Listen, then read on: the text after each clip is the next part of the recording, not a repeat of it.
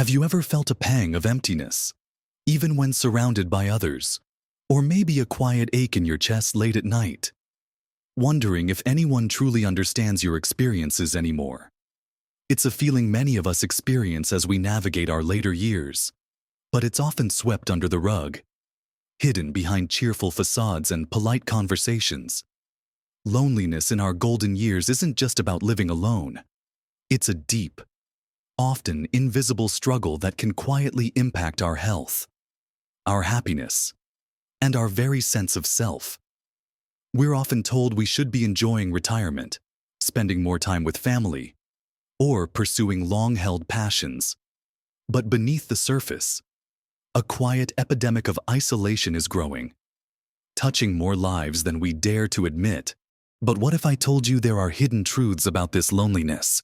Realities no one talks about openly, that once truly understood, can help you not just cope, but genuinely thrive. In this video, we're going to bravely uncover 5 surprising realities about loneliness in old age that can change your perspective and offer real, actionable ways to find deeper connection and purpose. So, grab a comforting cup of tea, settle in, and watch to the very end. Because I promise you, there's something waiting for you that will genuinely surprise and perhaps even empower you. Let's dive right into the first hidden truth, a concept that might truly shift how you think about loneliness entirely. Loneliness isn't always about being alone. It's about feeling disconnected. It's a common misconception, isn't it? We often assume that if you live with family, or have friends you see occasionally, you couldn't possibly be lonely. But the reality is far more complex and nuanced than simple physical presence. You can be in a bustling room, even at a lively family gathering, and still feel a profound, aching sense of isolation. This isn't necessarily about physical solitude. It's about a deep, emotional disconnect. It's the unsettling feeling that no one truly understands what you're going through, that your inner world of thoughts, fears, and quiet joys remains unseen and unheard. Perhaps you've lost a beloved spouse, and even though your children visit regularly, there's a persistent emptiness only your partner could fill. Or maybe your longtime friends are now solely focused on their own health challenges or busy lives, making it harder to truly share your own worries, hopes, and daily experiences. This crucial lack of meaningful empathetic connection creates the painful ache of loneliness, a feeling that your experiences and feelings aren't truly shared or validated by those around you. We often feel compelled to put on a brave face, telling ourselves we shouldn't complain or should be grateful for what we have, which ironically only deepens the internal chasm, making it even harder for others to perceive and respond to our unspoken needs, trapping us further in our own thoughts. To truly combat this type of loneliness, we need to shift our focus. First, consider investing in a few deeper connections rather than spreading yourself thin across many superficial interactions. Think about who in your life truly listens without judgment, who you feel you can be most authentic with. It might be a sibling you haven't had a heart-to-heart with in years, an old friend from a previous chapter of your life, or even a compassionate neighbor who seems to understand without many words. Reach out to them with a specific, heartfelt invitation. For example, you might say, "I was just thinking about you and wondering if you'd be free for a quiet cup of tea next week. I'd just love to chat properly and hear how you're truly doing." This intentional pursuit of quality over mere quantity can bring a profound sense of mutual understanding and true belonging. Second, cultivate open and meaningful conversations. To move beyond surface-level chats, which can often leave us feeling emptier than before, try inviting deeper dialogue. Instead of simply asking, "How are you?"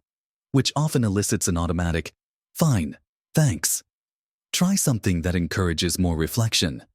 Perhaps, "What's been on your mind lately?" Or, "Is there anything that's brought you particular joy or a significant challenge this past week?" And crucially, Be willing to share a little of your own genuine feelings or experiences first, a small vulnerability or a heartfelt observation. This openness creates a safe space for others to reciprocate, allowing true understanding and empathy to flourish, moving your interactions past polite pleasantries to genuine, shared human experience. Third, engage in shared passions.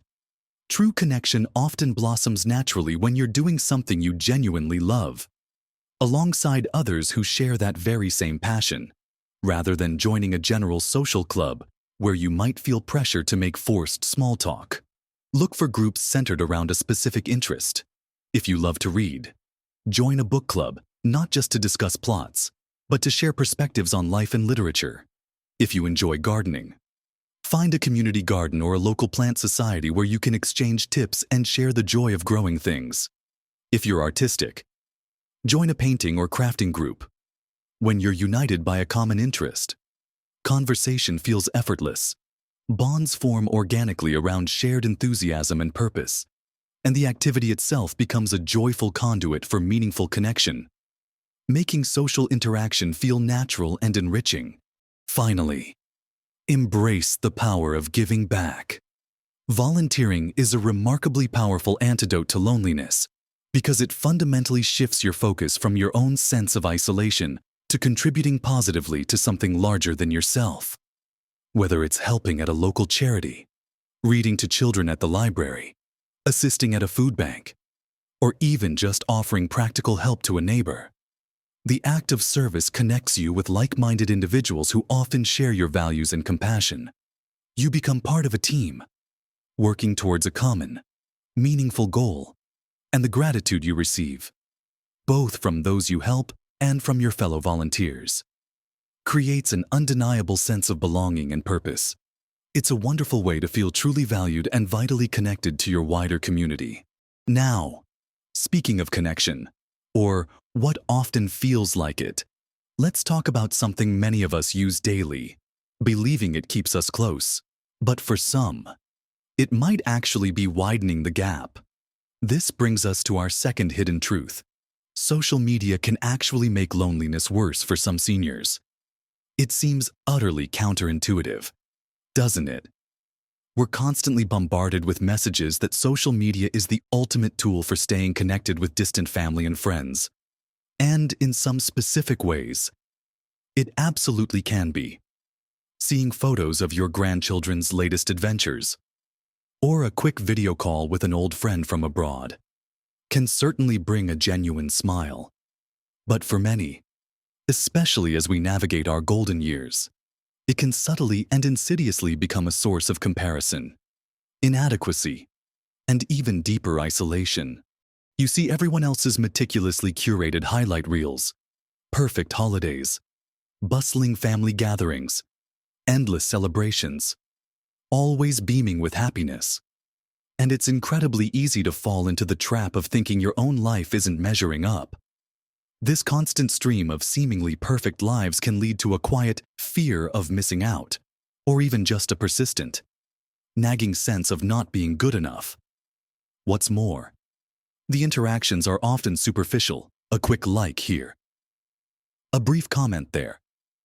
It lacks the true emotional warmth, the invaluable nuances of a real, face-to-face conversation, or the comforting presence of a physical embrace. It provides just enough of a shallow sense of connection to trick our minds, but not enough of the profound emotional nourishment we genuinely crave, often leaving us feeling emptier and more isolated than before we logged on, trapped in a digital echo chamber. To navigate this landscape more healthily, first, practice mindful usage and set clear boundaries to reclaim your time and peace of mind. Instead of allowing social media to become a default, mindless activity that fills every quiet moment, be incredibly intentional about its use. Decide precisely when and for how long you'll check it, and then stick firmly to those boundaries, perhaps just 15 minutes in the morning with your cup of tea, and another 15 minutes in the evening. Use a simple kitchen timer if you need to, or your phone's built-in limits. This conscious effort helps break the endless scrolling habit and, crucially, frees up valuable time for activities that genuinely enrich your life and spirit, whether that's finally picking up that novel, calling a long-lost friend, or deeply engaging in a personal hobby. Reclaiming this time for purposeful engagement can dramatically reduce that underlying feeling of emptiness and replace it with genuine fulfillment. Second, prioritize real life over digital interactions. See social media not as the final destination of your connections, but rather as a potential bridge to more meaningful, real-world interactions. If you see a friend post something intriguing about a local event or a shared interest, instead of just hitting like or leaving a brief comment, take the initiative to send them a direct message or, even better, pick up the phone. For example, that post about the new community garden looked wonderful. It made me think of our old talks about growing vegetables. Would you be free for a proper chat over coffee sometime next week? The ultimate goal is to convert those fleeting digital sparks into warm, genuine flames of real-world conversations, shared visits, or meaningful experiences. Remember, a true, heartfelt conversation, a shared laugh over a cup of tea, or a comforting hug will always provide more profound connection than any number of digital notifications. Third, curate your feed for personal well-being. Think of your social media feed as your personal mental garden. If you allow toxic weeds to grow, they will inevitably choke out the beautiful, life-giving flowers. Be proactive, ruthlessly unfollow any accounts that consistently make you feel inadequate, stressed, envious, or simply bored. Instead, actively seek out and follow pages that truly uplift your spirit, teach you something new, inspire creativity, or connect you to communities aligned with your deepest, most authentic interests, whether that's historical facts, breathtaking nature photography, healthy cooking tips, or local community events and causes.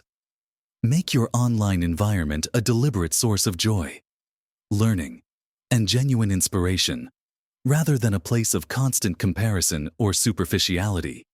It's about consciously choosing what you allow into your precious mental and emotional space. Lastly, leverage video calls for distant loved ones to enhance intimacy. For family members and dear friends who live far away, video calls are an absolute game changer. Seeing their faces, noticing the subtle inflections in their voices, and observing their genuine expressions adds an incredible layer of intimacy and closeness that simple text messages or static photo posts simply cannot provide. Make it a regular, scheduled habit, perhaps a weekly video call with your grandchildren to watch them play, or a monthly catch-up with an old friend to share stories and laughter. This powerful tool helps bridge the physical distance with essential emotional closeness, transforming your digital interactions into something truly meaningful and deeply satisfying, allowing you to feel genuinely present in their lives.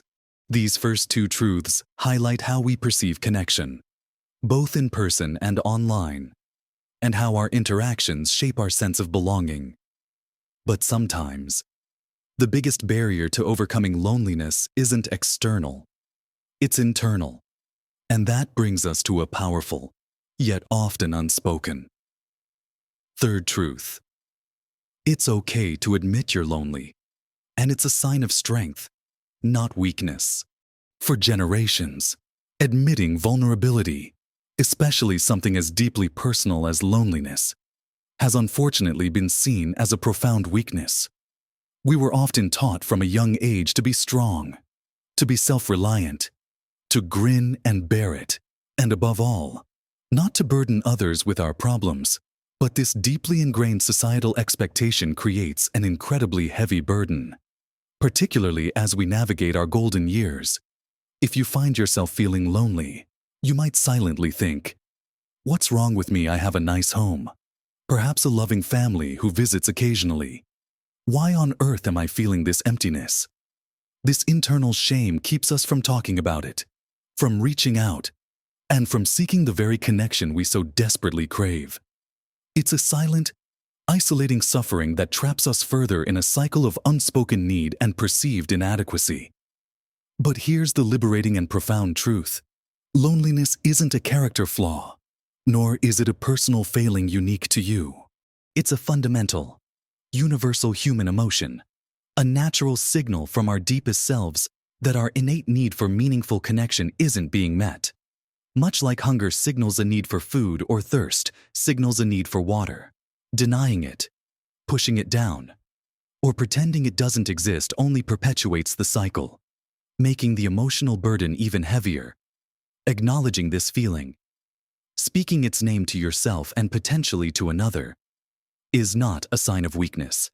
It is, in fact, an immense act of courage, self-awareness, and profound strength. To embrace this strength, first, validate your own feelings. The very first, crucial step is simply to admit to yourself, without judgment or self-criticism, yes, I am feeling lonely right now. Don't intellectualize it away. Don't dismiss it as silly, and certainly don't criticize yourself for having this feeling. Just allow the feeling to be there, fully acknowledged. This act of radical self-compassion is incredibly powerful. It's like giving yourself a warm, understanding hug precisely when you need it most. You are human, and feeling lonely is a universal human experience that touches everyone at some point. This profound self-acceptance forms the bedrock from which you can begin to build real, authentic connection. Second, confide in a trusted soul. Once you've acknowledged your feelings to yourself, take the brave step of finding just one person, someone you deeply trust and feel absolutely safe with, and share your truth with them. This could be a close friend who has always been there for you, a family member who truly listens without judgment, a spiritual advisor you respect, or even a professional therapist or counselor. You don't need to have all the answers or a grand plan for how to fix it. Simply voicing your experience aloud can lift an enormous, hidden weight off your shoulders. You might be profoundly surprised to find that they felt this way too. And your openness creates a precious space for mutual vulnerability and even deeper connection. Remember, reaching out and asking for support is always a sign of strength, never a burden. Third, explore support groups. Many communities, both locally and online, host wonderful support groups specifically designed for seniors dealing with feelings of loneliness, grief, or major life transitions. These are invaluable, safe spaces where you can share openly and honestly without fear of judgment, knowing that everyone there understands exactly what you're going through because they're experiencing similar emotions. Look for groups at your local senior center, community hall, library, or explore reputable online forums that are moderated and offer a genuinely supportive environment. Being part of such a group can transform a solitary struggle into a shared journey, fostering incredible bonds and a vital sense of belonging that comes from shared experience. Finally, practice active self-compassion.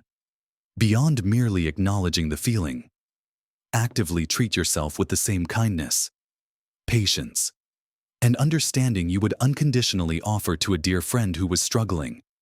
If you're feeling lonely, instead of allowing negative self-talk to take over your mind, try a gentle affirmation like, "It's okay to feel this way. This is a temporary emotion, and I am worthy of love and connection." Then, consciously engage in comforting self-care activities. Listen to your favorite soothing music. Wrap yourself in a cozy blanket. Read a captivating book. Watch a comforting film. Or simply enjoy a warm cup of herbal tea while watching the world go by. These small, deliberate acts of self-nurturing are absolutely vital for building your inner resilience and emotional strength, which in turn becomes a stronger, more stable foundation for building meaningful external connections. Now, we've talked about acknowledging our feelings, but sometimes, the very people we expect to connect with most, our own families, can unknowingly be a source of that very same loneliness.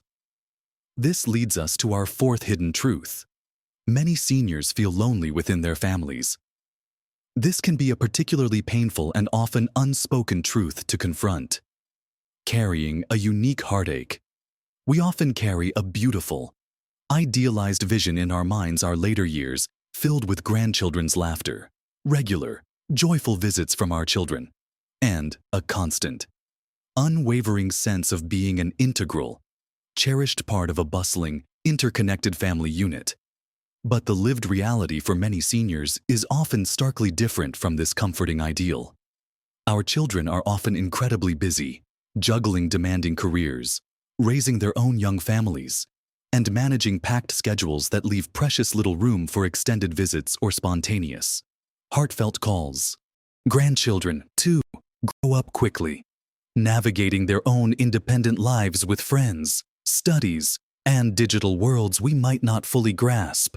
While there might be undeniable love and occasional, often rushed, visits, the depth of daily connection, the shared rhythm of life, or the profound feeling of being truly needed, understood, and seen for who you are can gradually diminish. There can be a subtle but profound generational gap in interests, communication styles, and even core values, leading to a quiet feeling of being out of touch. A bit of a burden, or simply not truly heard.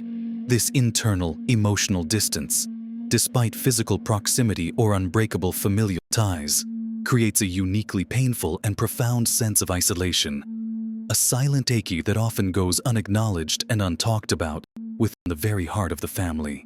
To bridge this gap, first, initiate but respect boundaries. Don't passively wait for family to call or visit. Take the initiative yourself, but always with an understanding and respectful approach to their busy lives. Instead of a vague, "Let's catch up sometime." Suggest specific, manageable activities that realistically fit into their schedule. For example, "Would you be free for a 15-minute video call next Tuesday evening? I'd just love to hear your voice." Or, "How about we plan a relaxed brunch together one Sunday a month? Just the two of us." It's about seeking quality interactions that work for everyone, rather than expecting them to always come to you.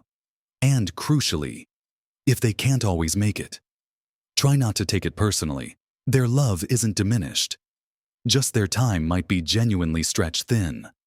Focus on the positive connections you do have, no matter how brief. Second, actively find common ground and proactively share your needs. Instead of dwelling on perceived differences or generational gaps, make a conscious effort to find common ground. Ask your grandchildren about their interests, their favorite video games, music, or school projects, and genuinely listen with curiosity.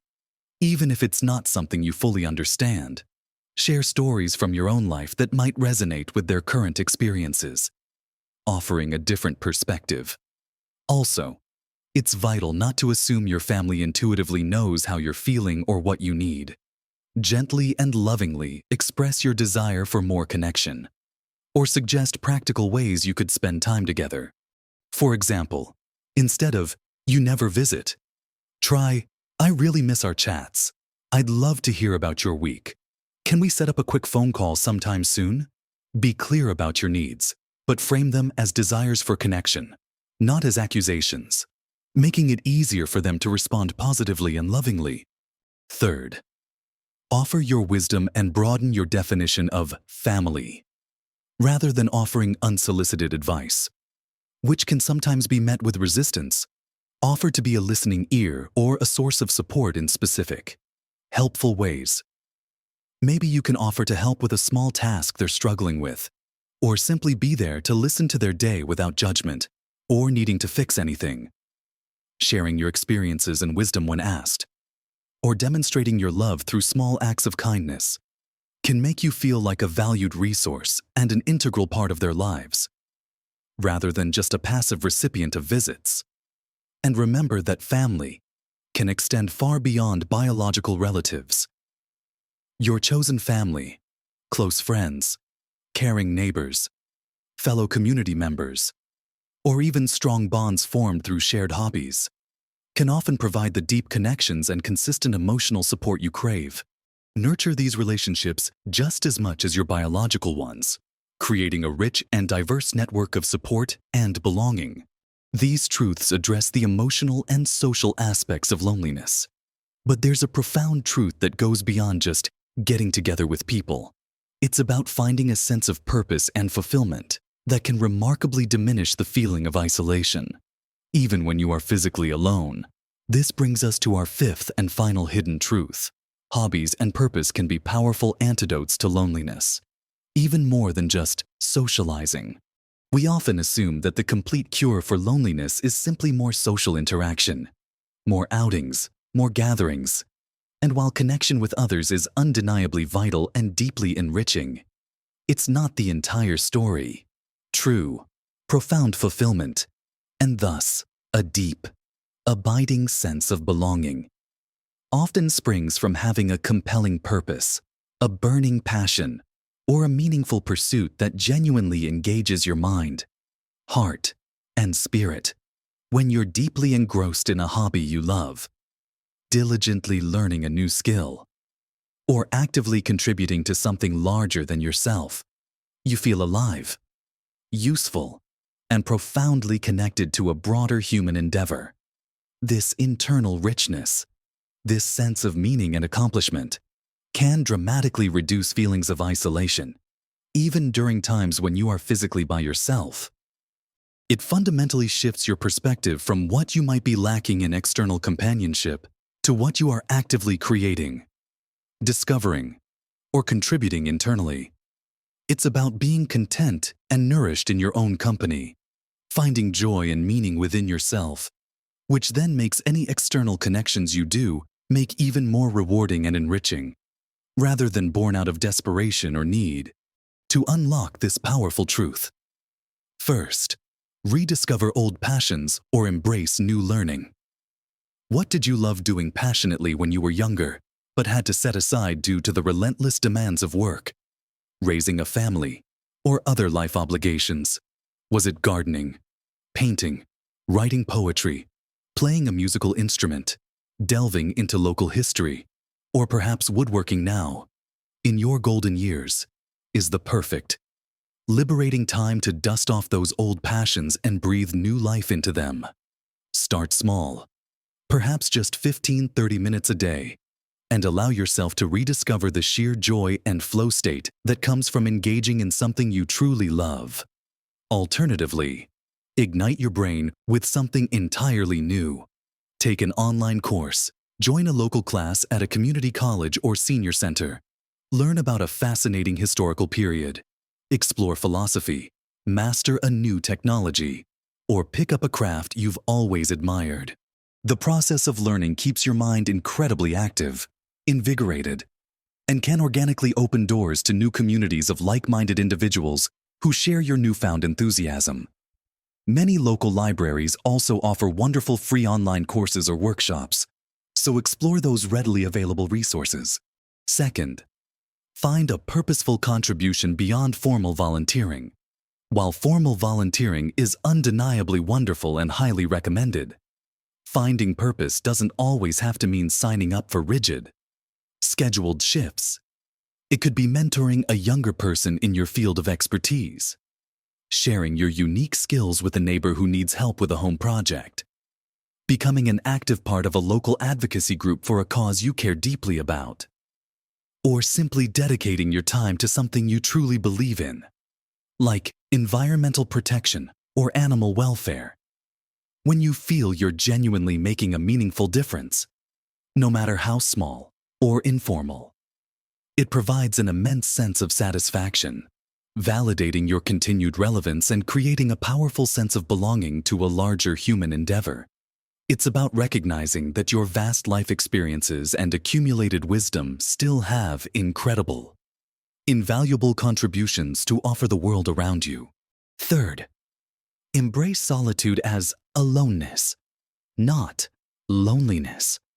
When you have a compelling purpose, a fascinating hobby, or a deeply engaging interest, the time you spend physically alone undergoes a remarkable transformation. It ceases to feel like an empty void and instead becomes a cherished opportunity for focused work, creative expression, peaceful contemplation, or deep personal satisfaction. It becomes a conscious, fulfilling choice, a restorative period of focused engagement, rather than a desolate void you feel trapped within. Begin to consciously reframe being alone in your mind. Instead of dwelling on, "I'm so lonely," try thinking, "I'm enjoying my own company right now, pursuing my interests." Or, "I'm dedicating this quiet time to my passion project." This powerful mental shift can turn moments of solitude into profound moments of true fulfillment and inner peace. Finally, connect your purpose to community, naturally. While many hobbies can be wonderfully solitary, they also frequently serve as natural bridges to connection with others. If you love photography, for example, consider joining a local photography club where you can share techniques, exchange ideas, and go on photo walks together. If you're a budding author, seek out a local writing group for constructive feedback and invaluable camaraderie. If you enjoy plants, a community garden provides shared labor, mutual admiration for green thumbs, and countless opportunities for conversation. Sharing your passion with others is often a natural and effortless progression, allowing you to deepen existing connections or forge new ones organically through a shared love and mutual encouragement. It truly allows you to feel both independent in your pursuits and deeply connected through shared interests and experiences. So, we've journeyed together through 5 profound hidden truths about loneliness in our golden years. We've bravely uncovered that loneliness isn't simply about being physically alone, but rather about a deeper, often unspoken, lack of meaningful connection. We've candidly considered how social media, despite its promises, can unfortunately be a double-edged sword, inadvertently widening the emotional gap for some. Crucially, we've embraced the liberating truth that admitting you're lonely is not a weakness, but an immense act of courage and powerful self-awareness. We've also acknowledged the often unspoken loneliness that can exist even within the very heart of our families, a quiet ache that many experience. And finally, we've discovered the incredible, transformative power of cultivating purpose and engaging in fulfilling hobbies as potent antidotes, offering inner richness and genuine connection even in solitude. Remember, these aren't instant magical fixes, but rather gentle, profound understandings that, once embraced, can truly transform your experience of loneliness. Small, consistent changes, persistent effort, and a compassionate willingness to be open with yourself and others can make an enormous, positive difference to your overall health, your profound happiness, and your enduring sense of well-being and true belonging. I genuinely hope these insights have resonated deeply with you, perhaps sparking new thoughts or offering a moment of comfort and understanding. I'd truly love to hear your own thoughts and experiences in the comments section below. Have you personally experienced any of these hidden truths? What specific strategies or activities have you found most helpful in combating feelings of loneliness in your own life? Your invaluable wisdom and shared stories can provide immense encouragement and guidance to countless others in our community who might be struggling in silence, feeling just as you might have felt. And if this video has offered you a new perspective, a spark of hope, or even just a quiet moment of recognition, please do give it a thumbs up. That simple gesture truly helps us reach more people who might desperately need to hear this message. And, of course, don't forget to subscribe to our channel for a steady stream of more encouraging, insightful, and practical content specifically designed to empower you to live your absolute best life at every age and every stage. Please know, with every fiber of your being, that you are not alone in feeling alone. Recognizing these hidden truths and taking even small, courageous steps based on them is the most empowering first step towards a richer, more vibrant, and profoundly connected life. Remember, your golden years are not just a phase to endure. They are a precious opportunity to thrive, to discover renewed purpose, to experience deep joy, and to forge genuine, lasting connections. Keep nurturing your remarkable spirit. Keep reaching out. And keep living your most authentic, fullest life at every beautiful age.